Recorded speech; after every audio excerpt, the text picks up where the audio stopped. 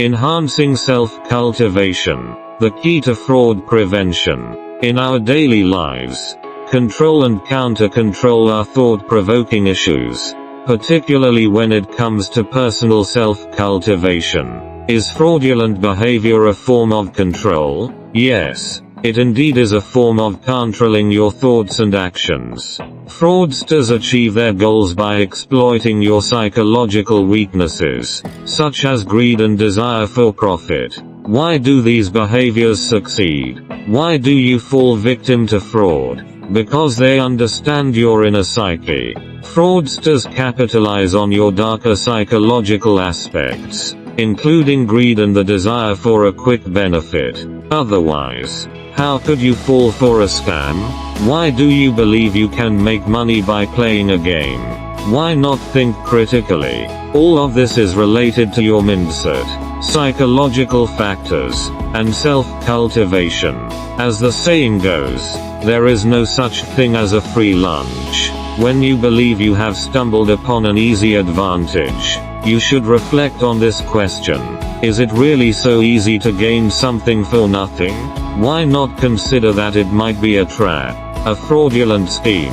The truth is, many people who fall victim to fraud are subconsciously aware that it is a scam, but they choose to be defrauded. This mindset is puzzling. Why would they make such a choice? Is it due to greed, dissatisfaction with reality, or self-doubt? The key to preventing fraud lies in enhancing self-cultivation, maintaining rationality, and staying vigilant. When faced with seemingly enticing opportunities, we should ask ourselves, is this real? What potential risks could be lurking behind this? Only by continuously improving our awareness and judgment can we better protect ourselves. In this era of information overload, we must maintain a clear mind and avoid being deceived by overly appealing promises.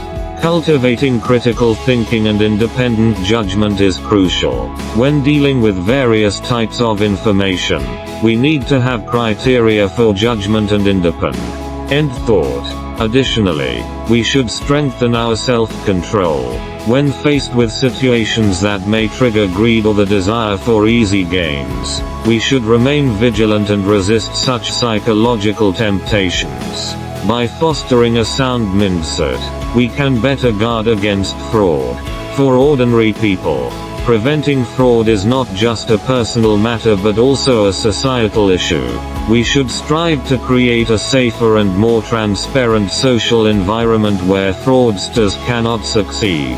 Education, awareness campaigns, and effective enforcement of laws are all critical. Besides personal self-cultivation, society should also strengthen the fight against fraud and enhance regulation.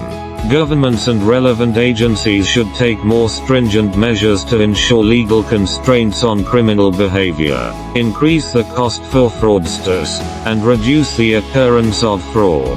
Furthermore, businesses and technology companies should fulfill their responsibilities by employing technical means to enhance information review and regulation, protecting consumers from fraud. Media and public figures should also actively participate in anti-fraud campaigns to raise awareness and help more people recognize the dangers of scams. As we pursue justice and fairness, we must conduct a deeper analysis of the legal system, identifying the root causes of unfair phenomena.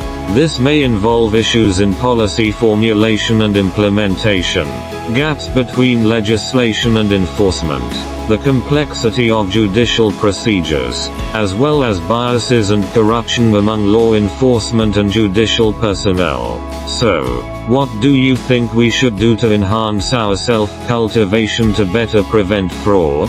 In this process, what specific measures can we take to maintain a clear mind and healthy mindset? How do you think we should address these challenges to create a fairer and more just society?